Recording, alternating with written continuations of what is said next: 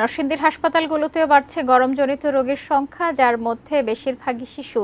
এ অবস্থায় জরুরি প্রয়োজন ছাড়া বাইরে বের না হওয়ার পরামর্শ দিচ্ছেন চিকিৎসকরা। এ বিষয়ে বিস্তারিত জানাতে 100 শয্যা বিশিষ্ট নরসিংদী জেলা হাসপাতাল থেকে যুক্ত হচ্ছেন নরসিংদী প্রতিনিধি সোহাগ মিয়া। সোহাগ, আমরা বলছিলাম যে অতিরিক্ত গরমে নিশ্চয়ই গরমজনিত রোগ বাড়ছে। বাড়তি রোগী সামাল দিতে হাসপাতাল কর্তৃপক্ষ কেমন প্রস্তুতি নিচ্ছে এবং চিকিৎসকরা কি পরামর্শ দিচ্ছে জানাবেন। ধন্যবাদ শাকিলা আপনাকে। আমি এই মুহূর্তে রয়েছি নরসিংদীর 100 শয্যা বিশিষ্ট জেলা হসপিটালে। এখানে আসলে আমরা হসপিটালের যে ঘুরে যে চিত্র দেখতে পেয়েছি যে এখানে 100 শয্যার বিপরীতে প্রায় 200-র মতো রোগী এখানে ভর্তি রয়েছে। আর নরসিংদীতে গত 44 বছরের যে রেকর্ড গরমের, সেই রেকর্ড আসলে এখানে ভেঙেছে।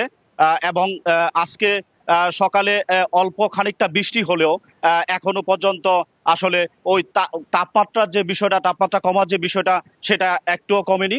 এবং এখানকার যারা রোগীর স্বজন রয়েছে হসপিটালগুলোতে, রোগীর স্বজনদের সাথে আমরা কথা বলার চেষ্টা করেছি যে আসলে গরমে এখানে নিউমোনিয়া, ঠান্ডাজনিত এবং বিভিন্ন ভাইরাসে আক্রান্ত যে জ্বরের যে রোগী, এই রোগী এখানে বেশি ভর্তি রয়েছে।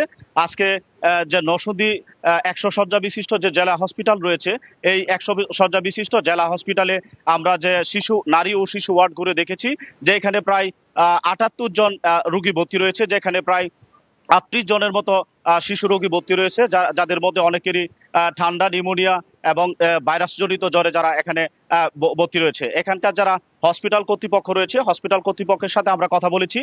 তারা আমাদেরকে জানিয়েছেন যে আসলে তাদের শয্যার বিপরীতে গরমজনিত যে রোগী ভর্তি হচ্ছে, আসলে সেভাবে এই ছিল নরসিংদীতে 100 হসপিটাল থেকে গরমজনিত রোগীর সবশেষ খবর।